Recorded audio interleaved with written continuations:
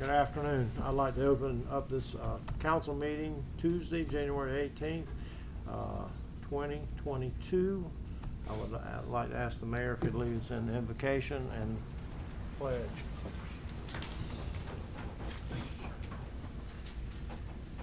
Please bow with me. Lord, thank you once again for this wonderful city. Thank you for the change in the weather we have. It's a little enjoyable, and hopefully we'll get back to normal tomorrow. We ask that you watch over council tonight to make sound and right decisions, and for those of you that are sick, we ask you that you would lay your healing hands on them and get rid of this COVID as fast as we can. We ask that all we do in your name. Amen. Amen. Pledge allegiance to the flag of the United States of America and to the republic for which it stands, one nation under God, indivisible, with liberty and justice for all.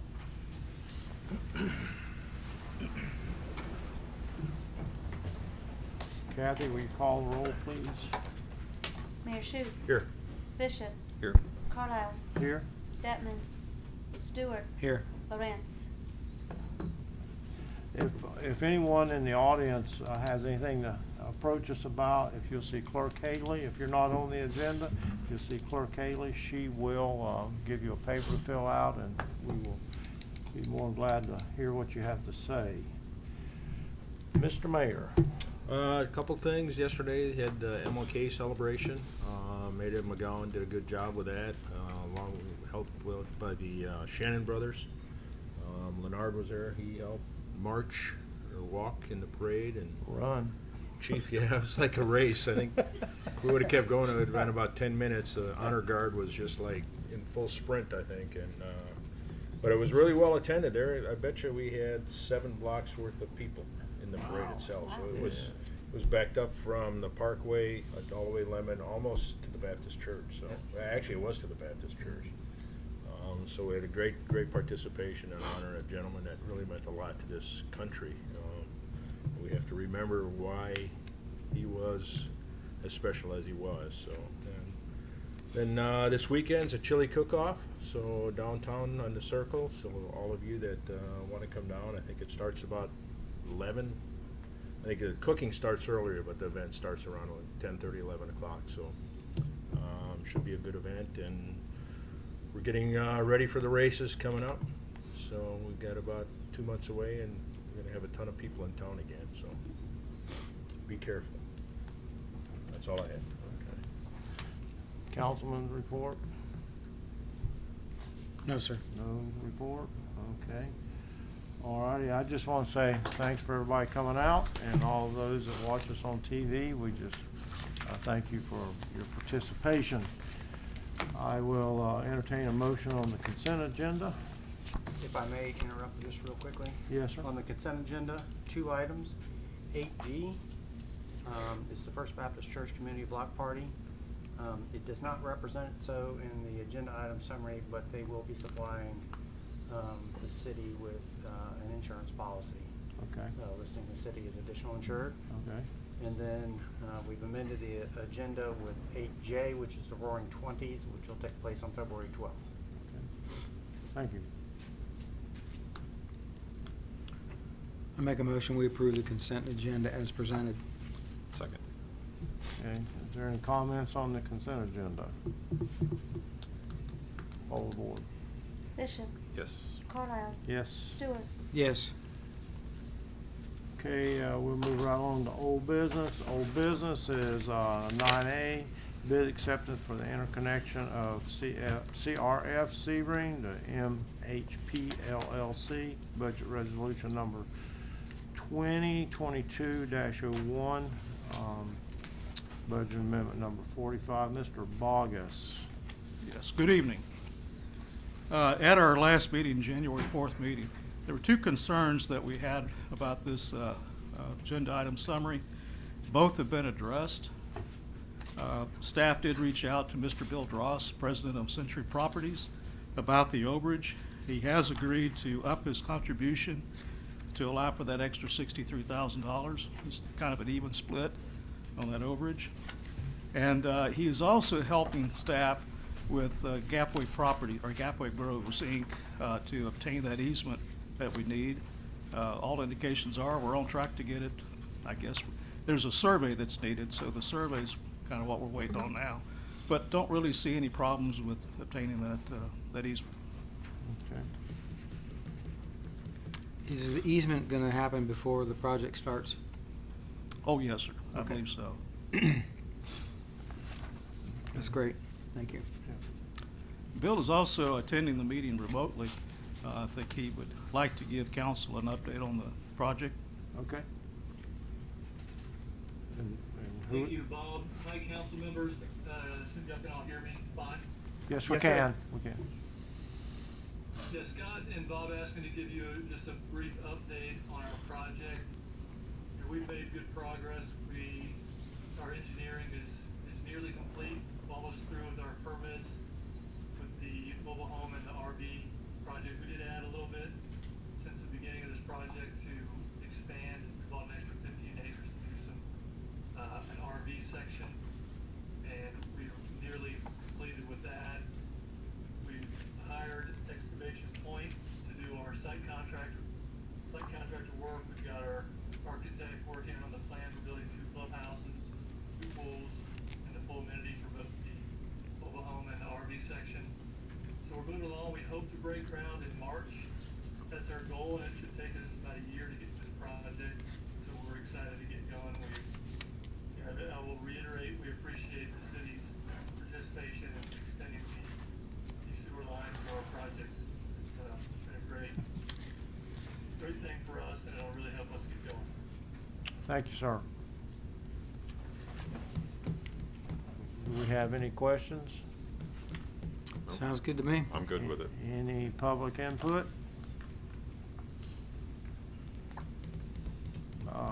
I'll entertain a motion. I make a motion, we approve staff recommendations as presented. Second. Since there's no one wanting to talk, Kathy, hold the board. Bishop. Yes. Kyle. Yes. Stewart. Yes. Yeah, thank you. Thank you, sir. Thanks, Bill. Appreciate it. Thank you. Mhm. Okay, we're gonna move on to new business. Item 10A, it's a development agreement and parking lease, Nancesway Development, 139 North Ridgewood Drive. This is a final step in approving process for the proposed development of the former Nancesway Hotel property located 139 North Ridgewood Drive. Attached is a development agreement, parking lease, and with short pants development approval. Mr. Spring?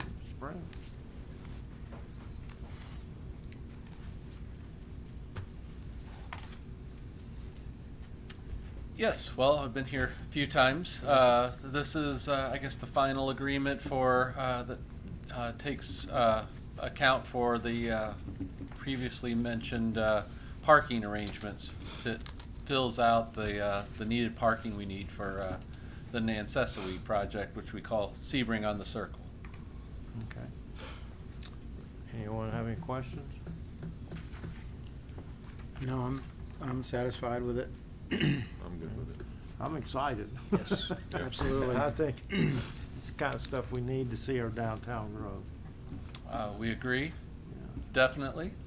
We would like to see, I guess, when we do get into it, we'll talk about additional improvements to the parking lot. That we whether we do it or you do it or we share in it. You know, things like lights and Right. repaving and stuff like that to make it a nicer amenity. I'm Mhm. sure the billiards folks would like that too. So, Absolutely. all right, great, thank you. Well, thank you for doing this. Any comments from the audience? Yes, sir. Come up. Tell us who you are.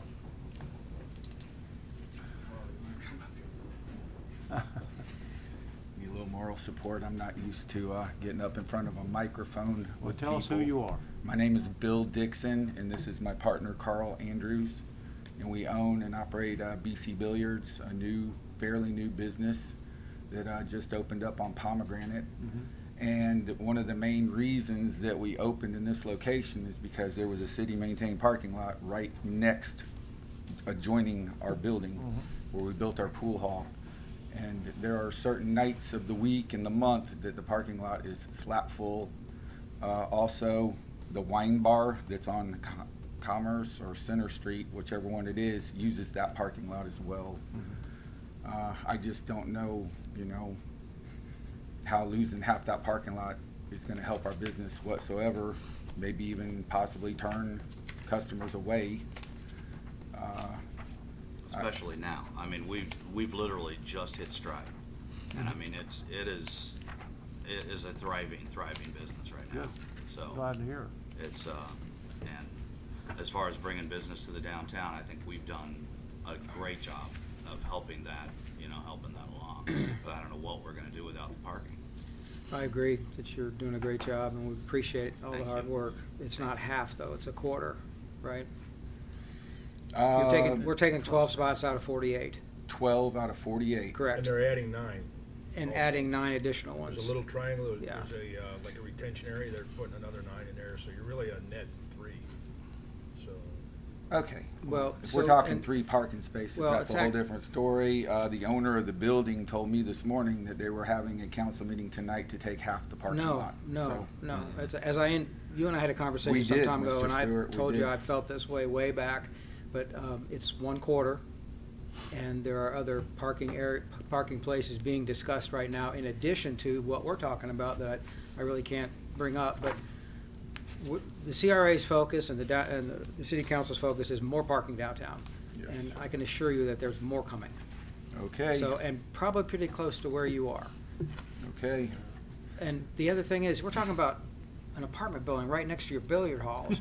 I So understand I don't see that, how it can't be and anything but a positive. Believe me, I'm 100% Yeah. behind the building. Yeah. I just don't see Yeah. how somebody could plan on building a 50 apartment Well, complex with no parking. So they have the parking, but, and the next thing is, this is just the beginning of that. So there's more business coming to the downtown, and you guys will reap the benefits of that. If we can get people Their in the first building. floor is gonna be parking. Yeah, they're Their putting a very parking lot. first floor yeah. would be under the building parking. And then basically what they wanna use that parking for to overflow. Okay. We're trying to work with everybody. All right. We want you to prosper, we want, Mr. Springer to prosper, we want the city of Sebring to prosper, we just wanna see downtown grow. And we do too. That's why we put our business downtown to try to build up a decrepitated area of our city and Well, you're doing it. let You people guys are have some doing fun it. down there. Well, we So appreciate real. it. we just need a place for them to park their cars so they can Right. come in and have fun. Yeah, well, thank you. All right, so 12 spots. 12 out of 48. All right, So that's it. that's it. And he's talking about, he just said he's gonna put lights in. Okay. All right. I mean, that's Thank you. I was it's a just, recorded conversation, so. I was just making sure we're not losing half the parking lot. No, sir, All no, right. sir. All right, thank you. I think he said he I wanted. I know. I'm just pushing him a little bit, okay? So which of the 12 spots closest to the I don't think building? that's been determined, but it's 12 out of the 48. The reason I ask is the Exhibit A still shows half of it plus the grassed area, so. Well, that's we would wrong. need to That is correct definitely that. wrong, because it is to be 12 out of 48. the front says 12. Yeah, it does, on the paperwork, yeah. And the lease does provide that those spots are available for public use, notwithstanding the lease. Right. I think if Probably I'm need not, to be- Probably need to update that. Probably six and six. Right, Of the that first. makes sense. so if I'm not mistaken, wasn't the arrangement with the previous owner of the Nancessory that entire parking lot? So we've come a long ways. Right. Come a long ways towards, being fair, so. Yeah, the original one though wasn't talking about underneath parking Correct. either. He That's wanted correct. to- He wanted it all. Yeah. Yeah. Okay. So, we've changed a whole lot since it started. So, Thank you. yeah, you're welcome. Anyone else? You got any comments? Ready to make a motion? Yes, sir. Go ahead. I move we approve the development agreement and parking lease with Short Pants Development for the proposed development at 139 North Ridgewood Drive. I'll second that. Okay, we have a motion and a second. No more discussion. Kathy? Bishop, Yes. Carlisle, Yes. Stewart, Yes. Okay, we'll move on to 10B. This is a agenda item summary, foreclosure request letter, Santa Rosa Hotel.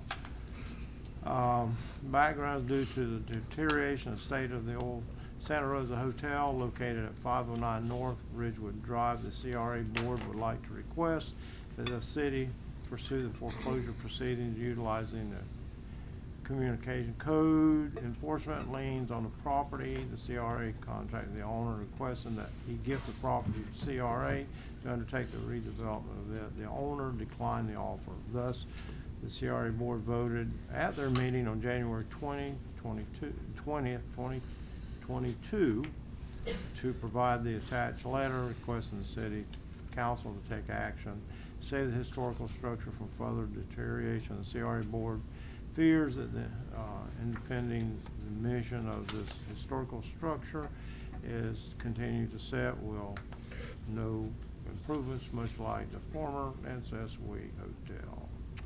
In addition to the CRA request, please find attached, that's okay, we'll go on. Would you like to talk to us, Mr. Lydell? Good evening, David Lydell, Chair of the Sebring CRA. I think you said it pretty well in your comments there.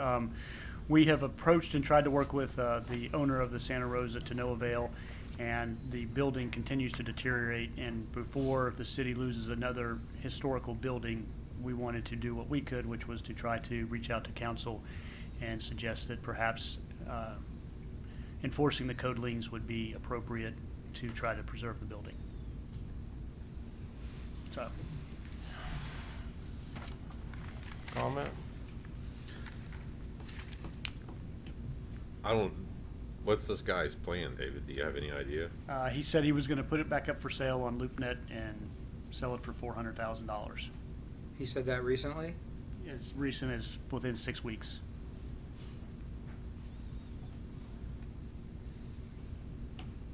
Well, this is a shame. The whole thing is a shame. I know that he had plans drawn to reframe the interior of the building and to redo the roof, but he was unable to find a contractor to do the work.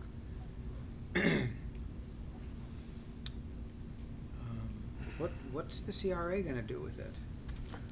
Well, we're not looking to acquire it per se. We're just asking the city to. Oh, so so what's the city going to do with it? So have you been there recently? Within the last 6 months, I went in there. So it's a total gut. Yeah. Yeah. The exterior walls are, I don't even know how they're standing, to be frank with you. And I was involved trying to find people to help redo it, and I couldn't find a framing contractor that wanted to take that liability. So it's pretty tough. Explain the liability, what you're talking about when you say that liability. Well, so the way that was built back in the day, the framing, like the floor joists go into the walls themselves. There's not buckets, and there's no tie beam, if you know what I'm talking about. No, I don't. Well, so, and the floor joists are rotten. Not all of them, but more than half probably. Okay. So it's dangerous and scary, and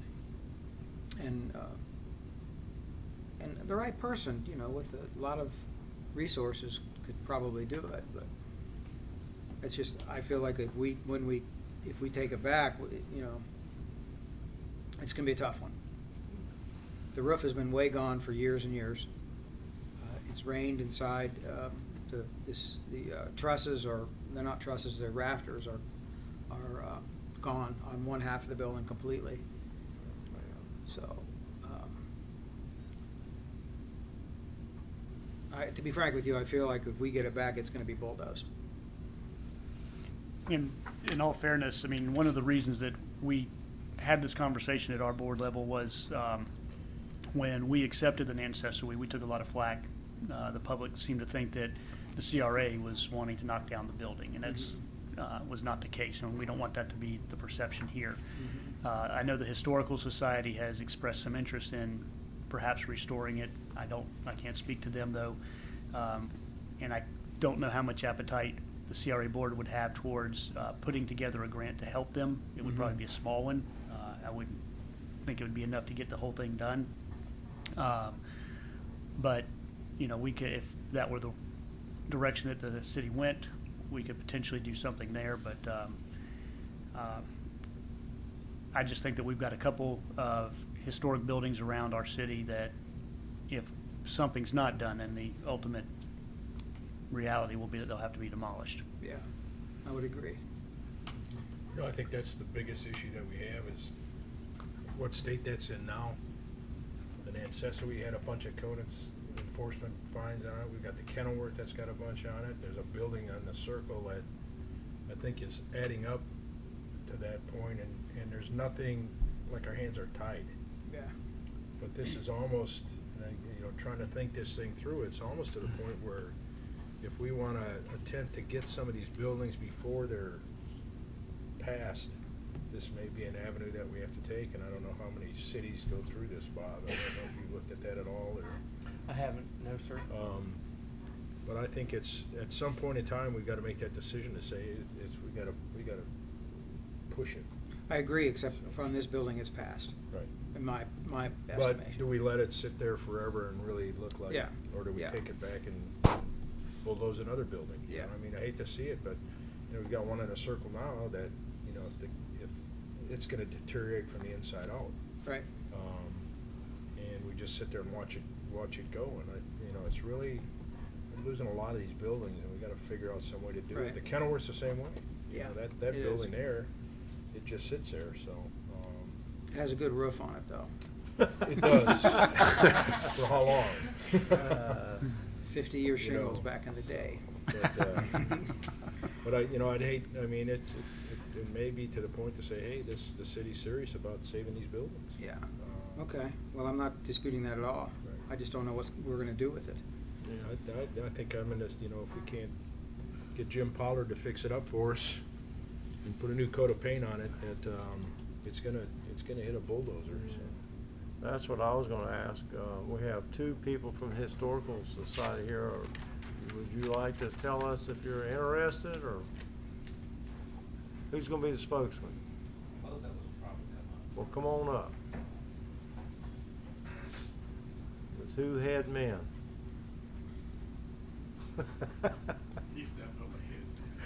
I will say this, Bobby Leaf is president of the Historical Society. Contrary to popular belief, we would actually work with the CRA to make this happen. Thank you.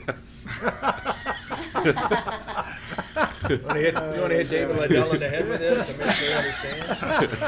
That in itself is historic. That was awesome. Okay. The immediate problem, should whomever takes it over, will be that you need to get the building dried in. That means you're going to have to do some structural work to get the roof put on and get the windows in or boarded up so they're secure. Once that's done, then the building can go after, if we got it, we would go after grants, historic preservation grants to do the work. Now, there's no guarantee on the grant process. However, this building being on the National Registry moves it up considerably. The historic value of the building, not only to the city and this county, but to the state, all of those come into play. We would, obviously, we don't have the 300,000 plus whatever it would take to do the immediate work, so we would have to either go out and do some fundraising, or we'd have to go beg to our local bankers that they would give us money, or we could go to the CRA and perhaps work out something with them to cover the initial cost. Once that's done, then we would be leading the fight to save the building through doing the grants and things that's necessary to do that. Okay? Okay. So we sort of have a plan. We just need we'll need some help in the very beginning to get the building stabilized. Thank you. One other quick thing, it's not as though we don't have some experience at this. Many of you may know that I've already helped restore 2 historic buildings that were commercial, another 12 that were residential. The 2 historical properties are in Zanesville, Ohio, are nearly as large as this particular property. Neither one of them was in the kind of condition that the Santa Rosa is in. It's the worst I've ever seen in my life. However, contrary to what I think I heard you say earlier, to me it looks like the block, which is terracotta, surrounded by brick, is intact. I kept looking all over the place to see if there was any swaying anywhere where it was going to crumble. It just didn't look like it. I mean, there are trees growing out of the side of the building, but that's not quite the same thing. So from a standpoint of being able to come back in and tie in the trusses and put the rafters back in and put a roof on it, it's possible. In discussing this amongst folks around town, it looks like, and I believe Greg made the comment, that it was about $300,000 or less he thought it would take to get it where it would be watertight. Watertight meaning it had a roof on it, some windows put back in it. Yeah, my estimate is that it's about a 5-year project, and it's $3 to $5 million to do it the way it should be done. Can we get all that much money? You just never know. If we don't go forward with the city tonight, then that's it. It's dead. And I will offer one other thing. It's been decades since I handled a foreclosure action personally, but I'd be glad to work with Bob Swain for free to make that happen. That's it. Thank you.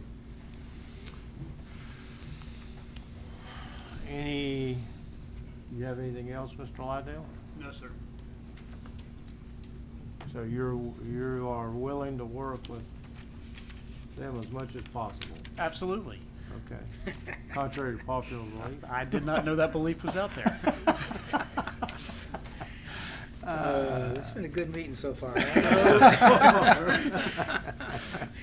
So far. Is anyone in the public like to speak to us about this? If it were restored, what would it be? You have to come up here and tell us who you are and, Good afternoon. tell us who you are. Terry Arctic. Just curious, if it were restored, what would it be? Excuse Would me, it be the would Santa you Rosa Hotel again? Tell us or- your name again. Terry Hartig, Okay. He's got an action item later Hartigh. on. Oh, okay. I think I'm on the agenda tonight. Okay. You are. Okay. Well, I she don't has think- I to- don't think that's been determined what it's gonna be at this point. Now, the plans that have already been drawn are apartments. I thought about buying that when it first came up for sale, and then whoever owns it now bought it, and I thought, why not make it affordable housing, apartments, like 1 bedrooms? I think you might be the right guy. No, I don't. I'm on the agenda for another project, which is all I can handle. I got But you. thank you. Okay. You know, a builder would be good at this. I think the Historical Society would like to make it like a museum, if I'm not stepping out of line here. Anyone else? Yes, sir. Just as a citizen of Sebring. Please. You have to Just state as your a name again. and Bill all. Dixon. Thank you. Did not have any idea I'd be talking about this tonight, but as a citizen of this town, I think it'd be a crying shame to let that building be demolished. We've already lost other historical buildings in downtown area and such a beautiful piece of property. I really think if anybody has the wherewithal to do it, it would be worth keeping that building in this town. I've admired it for years, walked by it 100 times. It's a beautiful piece of property. Yep. Thank you. Appreciate it. Anyone else?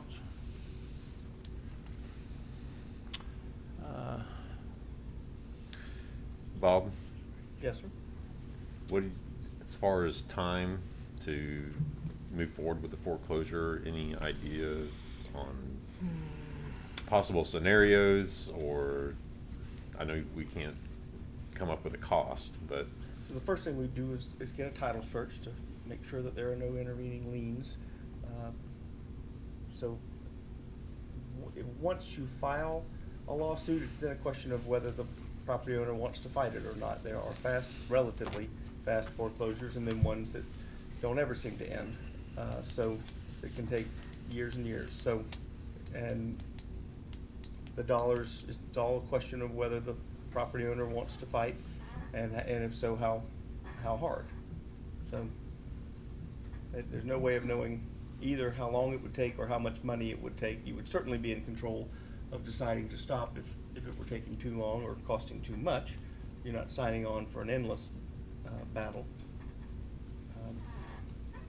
And it may be that the property owner, a lot of lawsuits, foreclosures, and otherwise get resolved upon agreement rather than all the way through. But we'll see what other liens are out there, and there may be some options that we don't yet know of, but we can't know until we get into it a little bit. Well, I'd hate to see it be bulldozed too. I mean, we've already seen it happen to one. Yeah. This guy was involved in, but it's a pretty big undertaking. I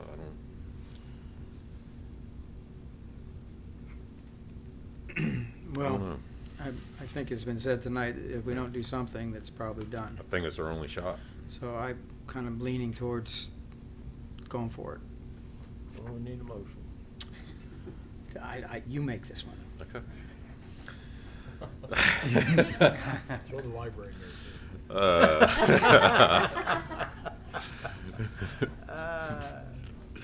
I move we pursue the foreclosure process on code enforcement liens on the old Santa Rosa property located at 509 North Ridgewood Drive. Okay. Second. Okay, we have a motion and a second. Is there any more? It's on you, Mark. Is there any more discussion? Kathy, please. Bishop, Yes. Carlisle, Yes. Stewart. Yes. Okay, now we get to do some of our favorite stuff. It's called public hearings and ordinances. I'm gonna let Ms. Rydell take over.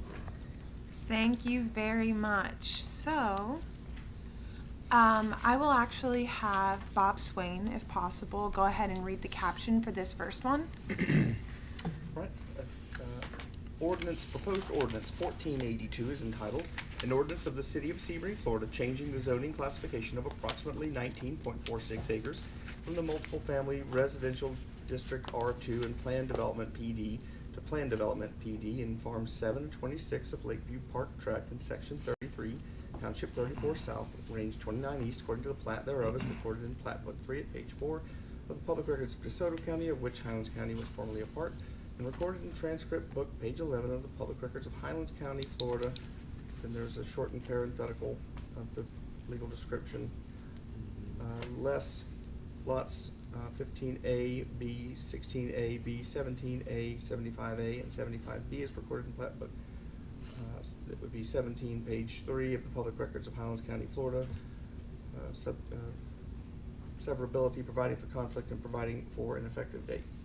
Okay, the purpose of the public hearing is to receive public input on an ordinance which will be amend the Sebring zoning for the property located in the Los Villas subdivision for 1 and 2 family districts, R2, and Plan Development PD to Plan Development PD. Everybody has to remember, we have to do this. This is something we can't do, so we need public comment, or you want to? So I'll go ahead and present on this one because this one isn't city initiated. This one's going to be Los Villas. Right.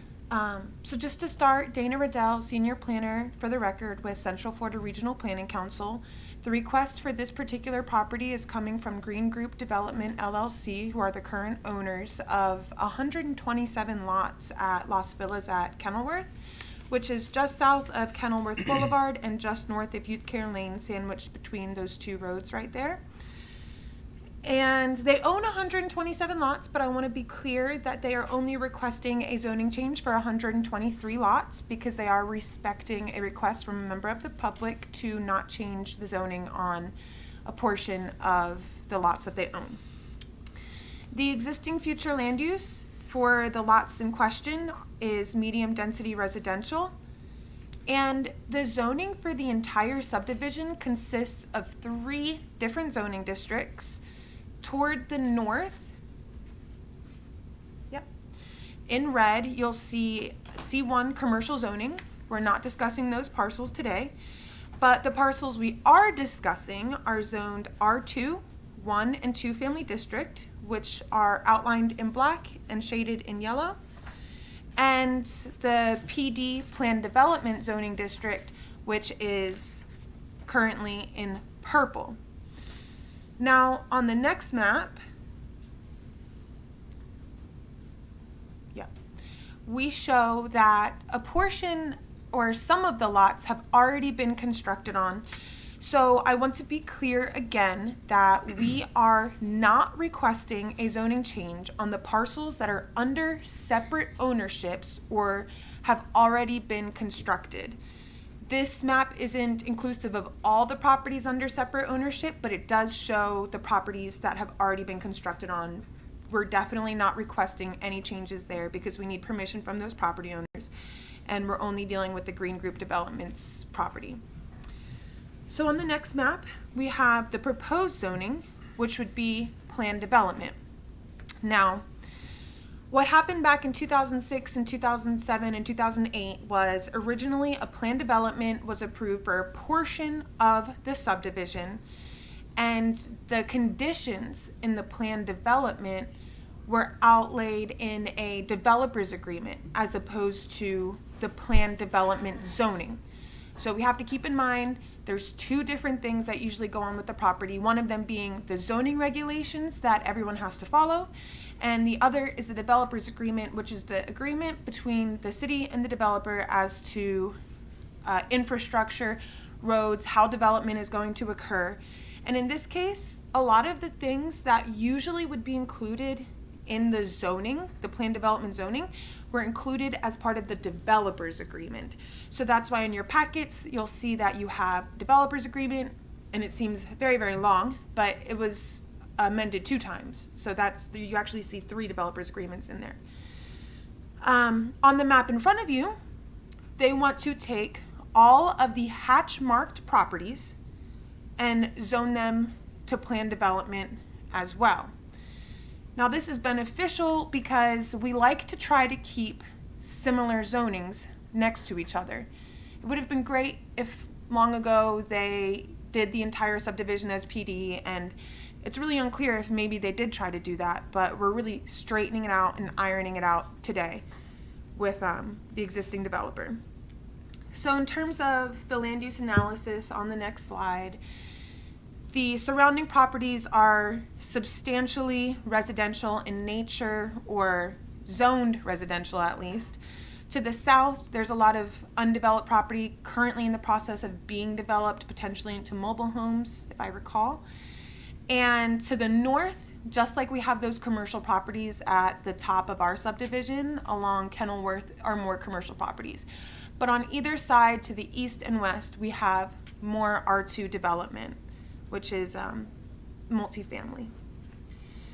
In terms of public facilities and services, there are no concerns because it's already been platted. Half of the hard work has already been done. The city facilities and services to support the proposed use, including potable water, wastewater, transportation, drainage, and recreation and solid waste, have already been put in place. So this isn't going to change any of the existing facilities and services. Now, I'm going to roll through the recommended conditions because, as I mentioned, that portion of the subdivision that had that PD zoning had these conditions. They simply were in the developer's agreement. So we're taking what's already in the developer's agreement for most of the subdivision, and we're putting it into the zoning where maybe it should have been the entire time. So some of this is almost duplicate because we're talking about minimum lot sizes, which are already developed. This is just to say no one can really subdivide any further because we're allowing 3,500 square feet for single family dwelling units and setbacks of 20 feet in the front.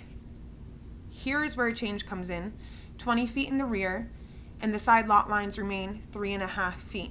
So Specifically, there's two reasons why the developer requested that we do this zoning change.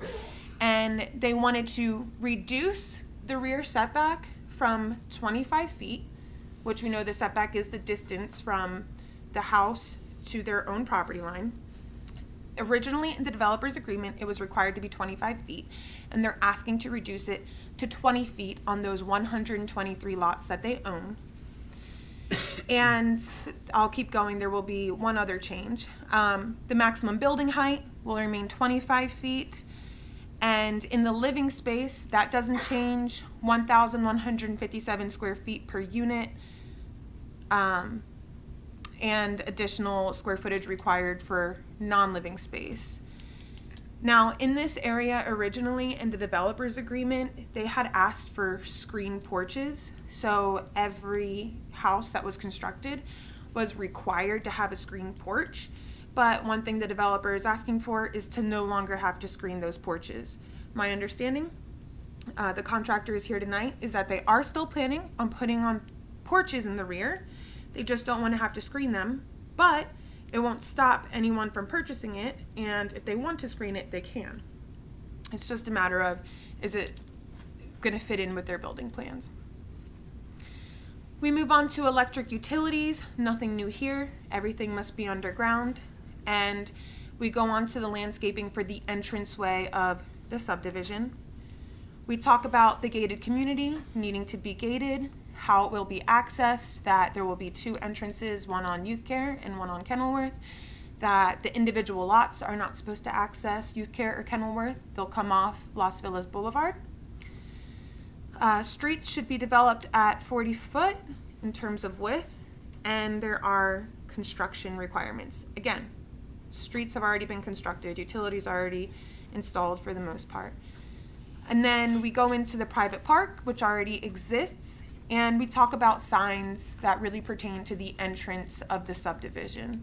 So, like I said, just moving those elements of the developer's agreement into the zoning, which is where it should have been probably to begin with. And that is really it for my presentation. I will hand it back over to Councilman Carlisle. Okay, we need any public comments or inputs. You said the developer's here, the contractor? Do They're you have rep- anything to tell us, talk to us about? This is the Doug Walls coming up. Okay. Doug Walls for the record. The. I think she covered everything perfectly. If you have any questions of us, we'd be happy to answer them. No, I just thought maybe you'd like to share, but if not, that's fine. I'm happy to respond if anybody in the Right, community right. has any questions or concerns. I'm happy to respond to those. Okay, thank you. Any?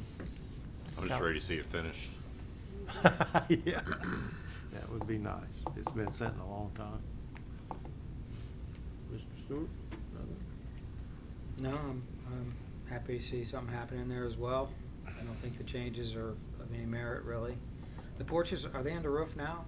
Okay, so it's just under roof already. You just screen, and you're making them living space. Yeah, they're designed Yeah. under roof currently, Yeah. but we're putting more of the emphasis on the living space inside. Yeah, no, I got that. So- I got that, makes sense. Okay. You got a few slabs going in right now? Yes, sir. Okay. I'm good. Okay, if there's no other comments, close the public hearing, and I would ask for a motion. One of you. I move we approve ordinance 1482 on the first reading as presented and scheduled second and final reading for February 1st, 2022. I'll second that. Okay, we got a motion and a second. All the comments out of the way. Kathy, please. Bishop, Yes. Carlisle. Yep. Stewart. Yes. Okay, here we go with another public hearing, ordinance 1485. But I think the purpose of the hearing is receive public input on the ordinance, which is, will amend the Sebring Comprehensive Plan, future land use map, and the property located at 2805 US 27 North from the county commercial to city commercial due to annexation. Thank you, Councilman Carlisle. Items 10D and 10E are in regards to the same parcel. Do we have permission to open both hearings at the same time? Absolutely. Amen. I knew I would get agreements on that. Thank you. I'll go ahead and allow Bob Swain, if you don't mind, to read the caption, please. Proposed ordinance 1485 reads, is entitled, "An Ordinance of the City of Sebring, Florida, amending the City of Sebring Comprehensive Plan Future Land Use Map, specifically amending a 1.11 acre parcel at 2805 US 27 North and an irregular 1.11 acre tract north of New Life Way Road and west of US 27 in the southeast quarter of the northwest quarter of Section 23, 187 feet along Highway 27, along the highway, that's Section 23, Township 34 South, Range 28 East, again, 1.11 acres in Highlands County, Florida, from county commercial to city commercial, transmitting said amendment to the Florida Department of Economic Opportunity for notification, providing for severability, and providing for an effective date." That was ordinance 1485. I'm now going to read you the title of ordinance number 1486, also applying to the same property. It's entitled, "An Ordinance of the City of Sebring, Florida, changing the zoning classification of a 1.11 acre parcel at 2805 US 27 North and an irregular 1.11 acre tract north of New Life Way Road, west of US 27 in the southeast quarter of the northwest quarter of Section 23, 187 feet along highway in Section 23, Township 34 South, Range 28 East, 1.11 acres in Highlands County, Florida, from County Business District B3 to City Commercial District C1, providing for severability, providing for conflict, and providing for an effective date." Thank you. Thank you. Dana Riddell, Senior Planner for the record with the Regional Planning Council. We know that this is a rezone and future land use change as a result of annexation. So the owner is James B. Hayes Sr. and the requester is the City of Sebring, located for the parcel located at 2805 US 27. The existing future land use is county commercial and it totals approximately 1.11 acres. And the request is to head over to, city commercial, which just respects the existing future land use that exists today.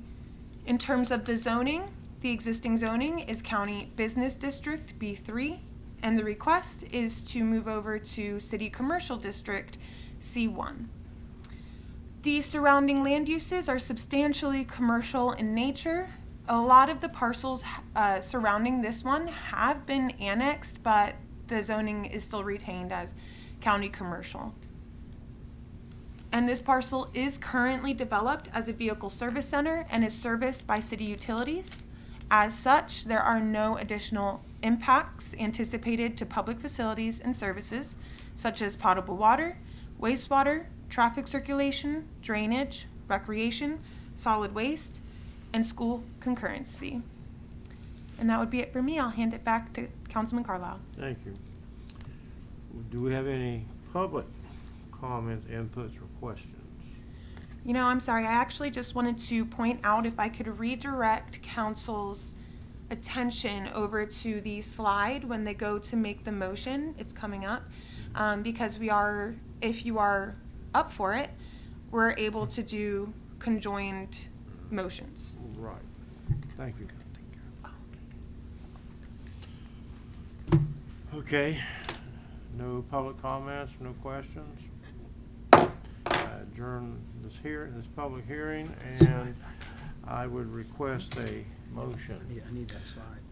I move we approve ordinances 1485 and 1486 on first reading as presented and schedule second and final reading for February 1st, 2022.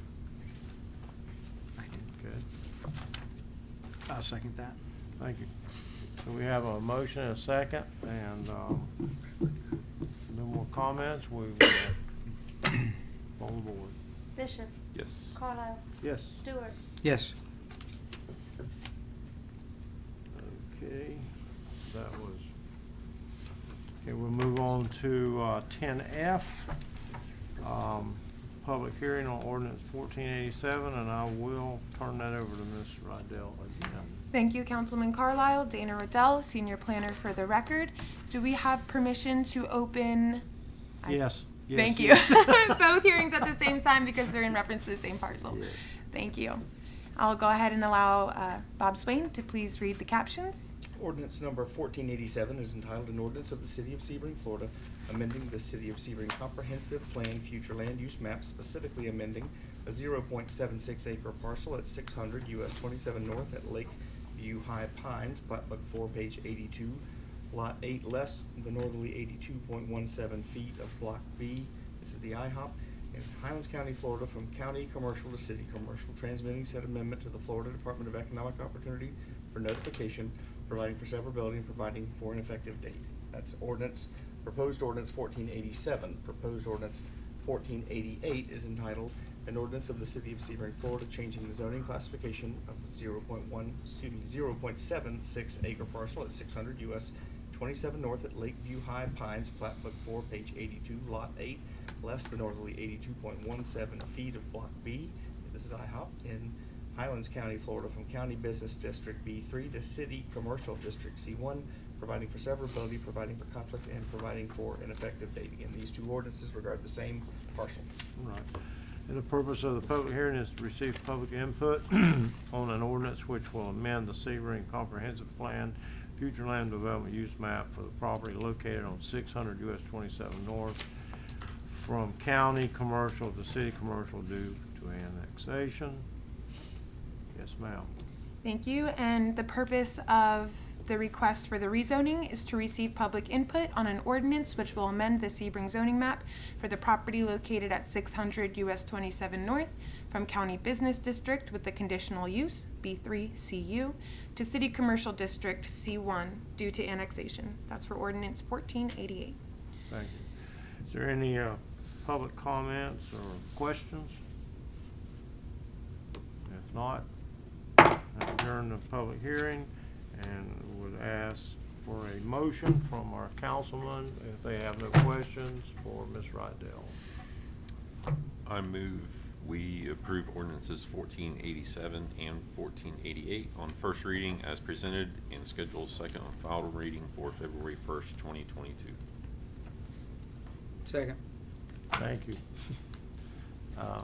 Any more any questions or not? Kathy? Bishop. Yes. Carlisle. Yes. Stewart. Yes. Thank you. Okay, we'll move on to 10H is public hearing ordinance 1489 application.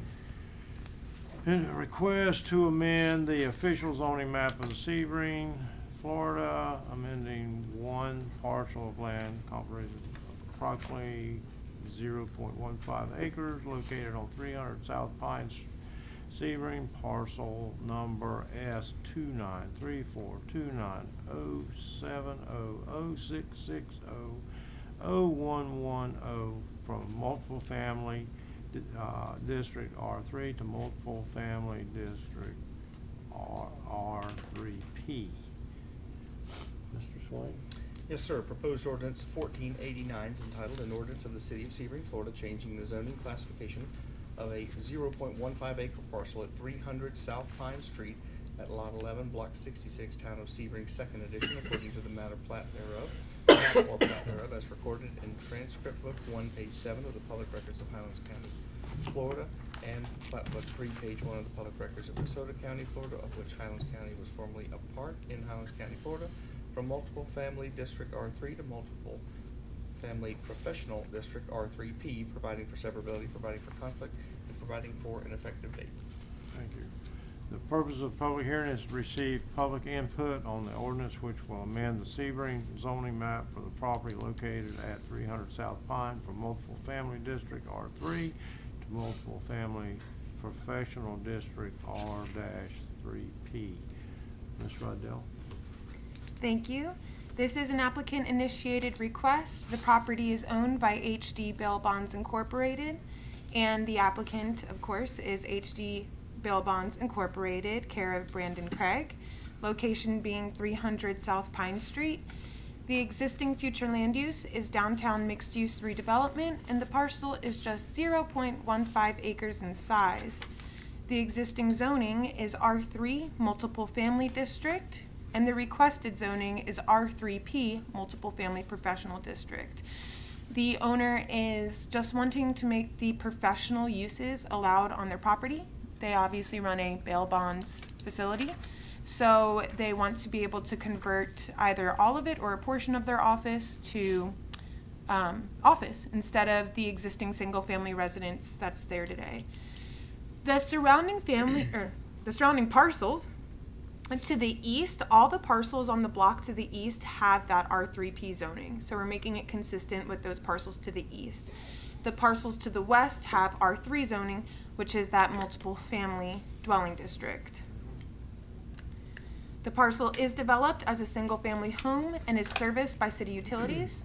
As such, there are no additional impacts anticipated to public facilities and services such as potable water, wastewater, traffic circulation, drainage, recreation, solid waste, and school concurrency. And I'll pass it back to Councilman Carlisle. Thank you. Is there any public comments, inputs, or questions on this particular property? If not, I'll adjourn the public hearing, and if the councilmen have any comments or concerns, if not, I move we approve ordinance 1489 on first reading as presented and schedule second and final reading for February 1st, 2022. Second. okay, we got a motion and a second. Kathy? Bishop. Yes. Carlisle. Yep. Stewart. Yes, ma'am. Yes. Okay, moving on to 10I. So public hearing and ordinance 1490, application request to amend the future land use map of the city of Sebring, Florida, amending one parcel of land comprising approximately 2.5 acres located at 1877 Arbuckle Creek Road, parcel number S 1734290000009999A from county low density residential to city high density residential. Mr. Swain? Proposed ordinance number 1490 is entitled an ordinance of the City of Sebring, Florida, amending the City of Sebring Comprehensive Plan Future Land Use Map, specifically amending a 2.55 acre parcel at 1877 Arbuckle Creek Road at Dinner Lake Suburb, transcript book page 3A, lot 99A and 100, less the easterly 38.4 feet more or less, plus the closed road pursuant to or per the official records book 327, page 564 in Highlands County, Florida, from county low density residential to city high density residential, transmitting said amendment to the Florida Department of Economic Opportunity for notification, providing for severability, and providing for an effective date. I forgot to ask you to go first, but That's okay. I'm sure we'll agree. Can we open items I and J together Yes, and we reference the can. same parcel? Yeah. Thank you. And if I can read proposed ordinance 1491, it's entitled an ordinance of the City of Sebring, Florida, changing the zoning classification of a 2.55 acre parcel at 1877 Arbuckle Creek Road at Dinner Lake Suburb, transcript book page 3A, lot 99A plus 100, less the easterly 38.4 feet more or less, plus the closed road pursuant to official records book 327, page 564 in Highlands County, Florida, from county single family district to city multiple family district R3, providing for severability, providing for conflict, and providing for an effective date. Okay. Purpose of the public hearing is to receive public input on the ordinance which will amend the Sebring Comprehensive Plan Future Land Use Map for the property located at 1877 Arbuckle Creek Road from county low density to city high density residential. Ms. Rydell. Thank you. And the purpose of the rezoning request is to receive public input on an ordinance which will amend the Sebring zoning map for the property located at 1877 Arbuckle Creek Road from County Single Family Dwelling District R1 to City Multiple Family District R3 not due to annexation. Although, I'm sorry, my slide did say that, but they were annexed. These parcels have recently been annexed. And this isn't just a city-initiated rezone and future land use change. This is applicant-initiated because we're looking to go to a higher intensity than what was available before.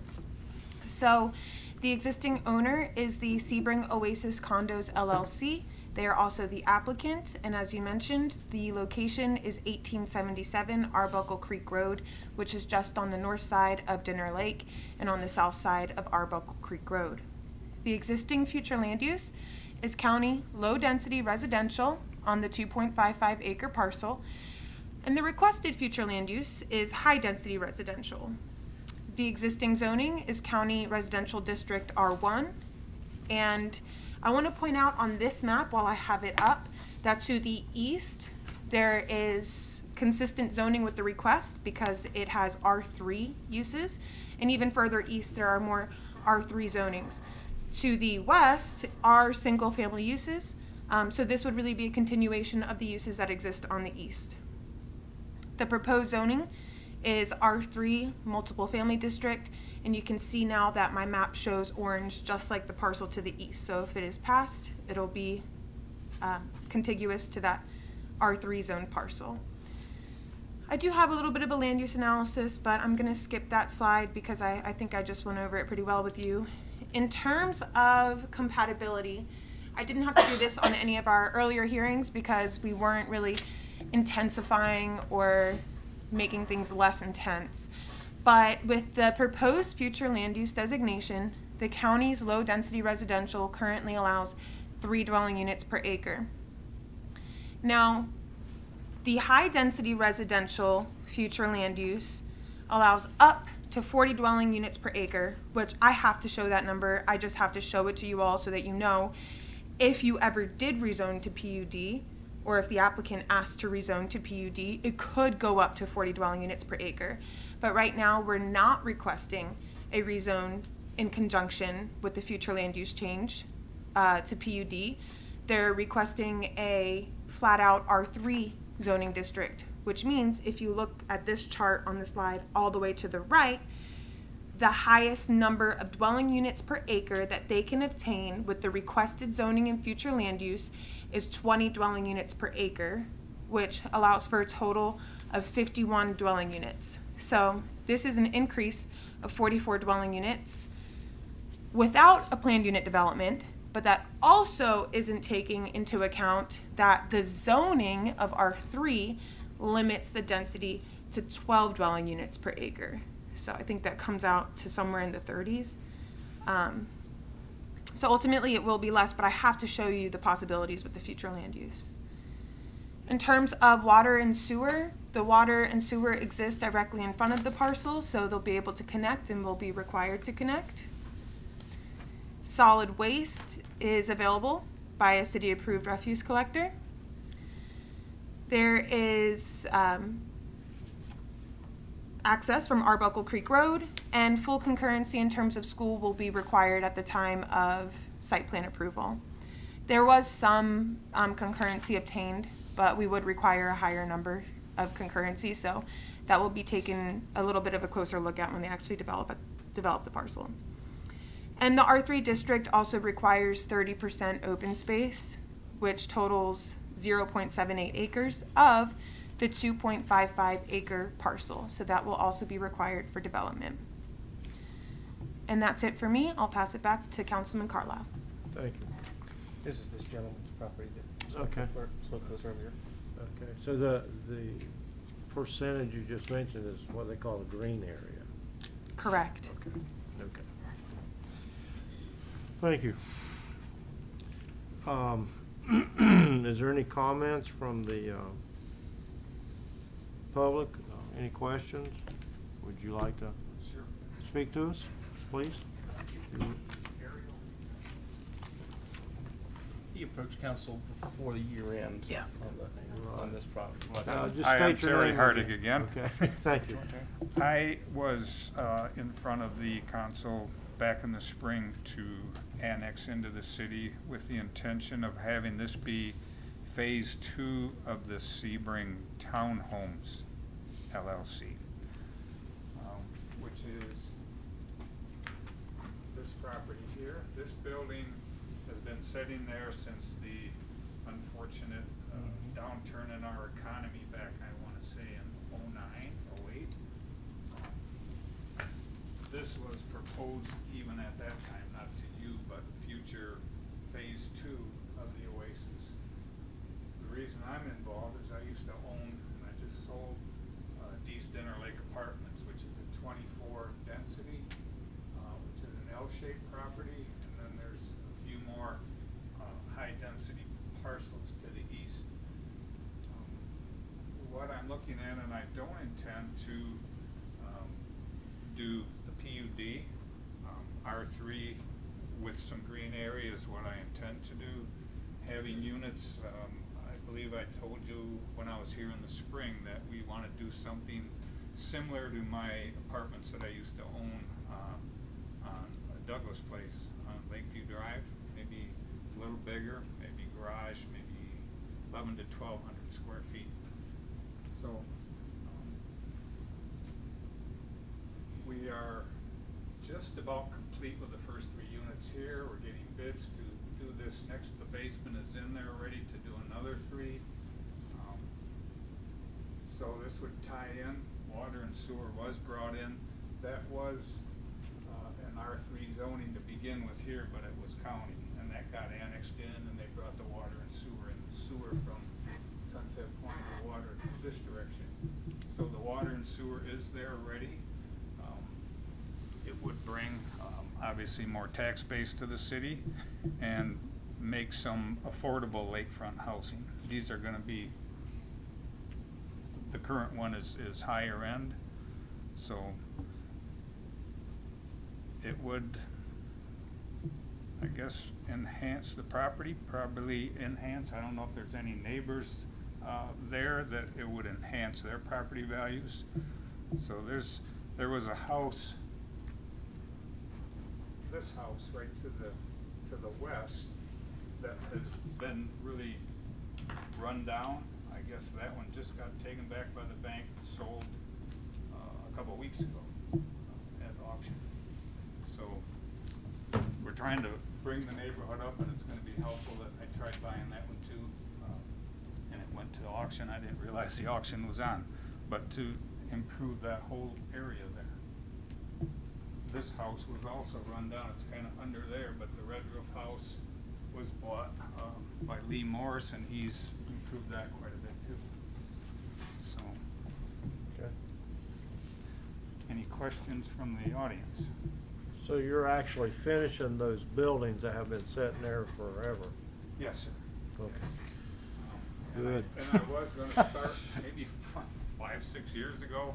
I ran into some health issues. I'm doing somewhat better, so getting back after it. I just think it'll be a nice addition there.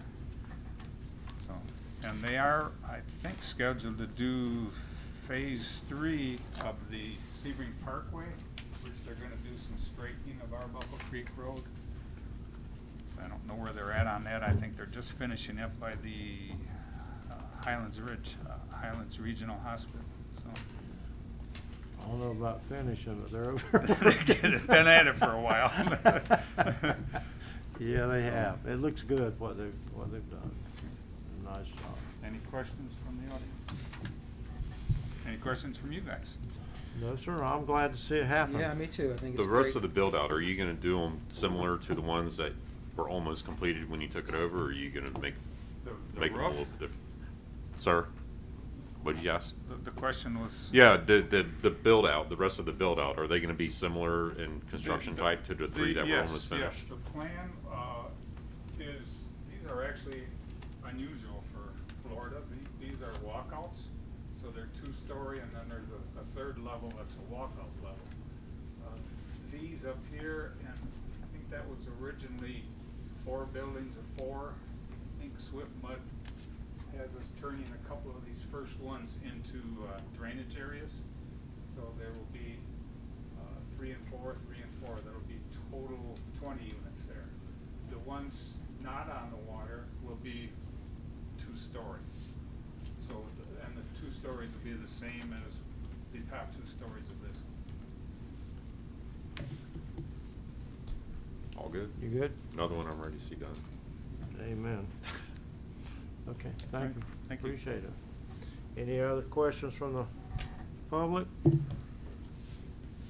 Close the public hearing. If there's no more questions from the council, I'll entertain a motion. I move we approve ordinances 1490 and 1491 on first reading as presented and schedule second and final reading for February 1st, 2022. Second. Okay, we have a motion and a second. Kathy? Bishop. Yes. Carla. Yes, ma'am. Stewart. Yes. Okay, there was no business from the audience. You guys, you done? I'm out. Yeah. Have a good evening. Yeah, safe travels. Thank you. Any business from the audience? It was just that thing from Bill Dixon, but I think he He- did it together. It was from Bill. Oh, okay, I didn't even see it. I stuck it in here. Okay, well, you, I didn't want to burden you well, after all that conversation you've had. what conversation? Okay, we'll move along. City attorney's business? Nothing further, sir. Okay, city administrator. Good evening, council. Agenda item 13A. I priorly checked with each of you for your schedules to see whether or not you could meet on January 26th. This is just notice of date and time for a workshop to discuss Lakeview Drainage and Roadway Project. This is the project that Civil Serve has been working on in conjunction with Angie Brewer and Associates. And they'll be here to present their report and recommended funding options. That'll be January 26th, 2022, 2 o'clock, council chambers. Okay, thank you. Well, last but certainly not least,